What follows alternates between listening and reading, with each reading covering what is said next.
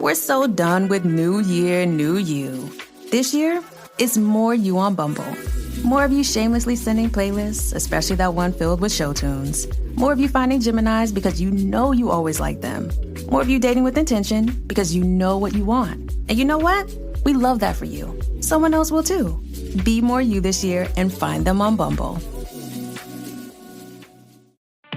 Bored with your boring cardio? Stop pedaling that snooze cycle to Nowheresville and try some cardio that's actually fun. Supernatural Fitness, available on MetaQuest. Isn't that right, Jane Fonda? Cardio will never be boring again. Sweat to the beat of thousands of chart-topping songs inside stunning virtual landscapes. Bet your stationary bike can't do that. Visit GetSupernatural.com and join the next fitness revolution. Supernatural VR Fitness, only on MetaQuest. Rated Teen for Teen. This is Optimal Relationships Daily. 12 Signs Your Child is a Highly Sensitive Extrovert by Kelly Eden of HighlySensitiveRefuge.com. All the kids are backstage, made up and ready to go on. The director announces, "It's a full house." All the kids nervously groan, except mine. My daughter is an extreme extrovert. She loves being on stage. She's been on it since she was 4, and she never gets nervous. In fact, when the director announced that it was a full house, she cheered. According to her, the more people watching, the better. Personally, I generally join the rest of the population who rank public speaking as their number one phobia. This is one of her superpowers. My daughter is also a highly sensitive person. It's a common misconception that highly sensitive people are shy or introverts. In her research, Dr. Elaine Aron, author of The Highly Sensitive Person, found that 30% of HSPs are actually extroverts. Could your child be one of them?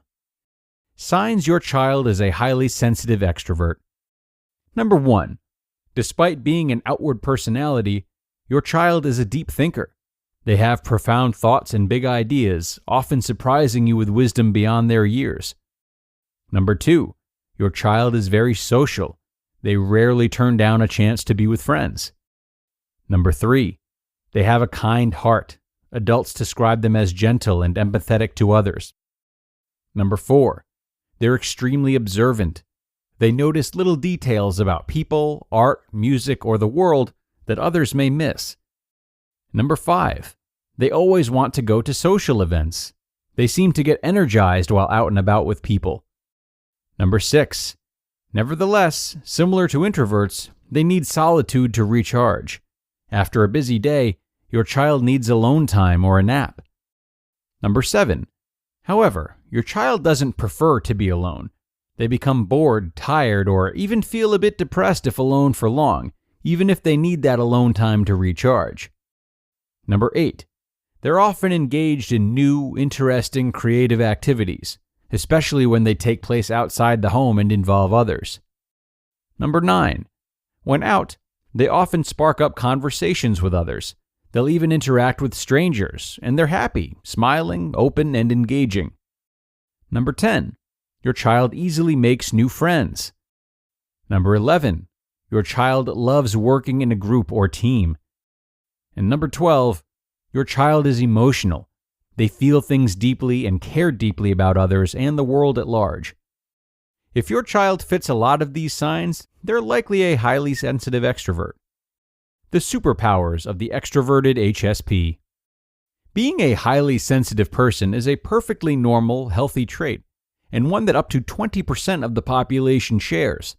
Although it can be challenging at times to raise a child who feels and processes things deeply, this trait also comes with a lot of advantages. Here are 4 superpowers of the extroverted HSP. Number 1. They make friends easily. Wherever we go, my daughter makes friends in seconds.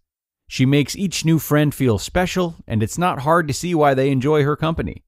Her bubbly, extroverted personality makes her great to be around, and her HSP awareness of feelings means she's kind and shows empathy. Extroverted HSPs can build rapport quickly, tuning into people and getting on with them at their level, easily adjusting the way they interact with others depending on their age, interests, personality, and mood. And they make great friends too. Their HSP side is reflective and empathetic. And because they feel emotions so deeply, When you're loved by an HSP, you really are loved, and an extroverted HSP will let you know it. Talk with your child about their friends, as they will be a very valued part of their lives. Number 2, they are compassionate activists. Extroverted HSPs often get very passionate about a particular cause. They will think deeply about human rights or feel strongly about animal cruelty or damage to the environment. News items or documentaries about these types of issues tend to affect HSPs deeply. And with the outgoing nature of an extrovert, people are going to hear about it. Encourage your child to think about a cause they want to support, and help them come up with an action plan of how they can contribute or promote it. Number 3, they have a natural ability to perform creatively. The highly sensitive person's ability to notice things others don't makes it easier for them to imitate others or develop characters. Being able to pick up on subtle body language, quirks, and mannerisms makes for effective acting, i.e. my daughter on stage before a packed house. Add to that the highly sensitive person's extreme awareness of feelings, and you've got a powerful combination. HSPs who are introverted can obviously be actors, entertainers, and performers too, and many are.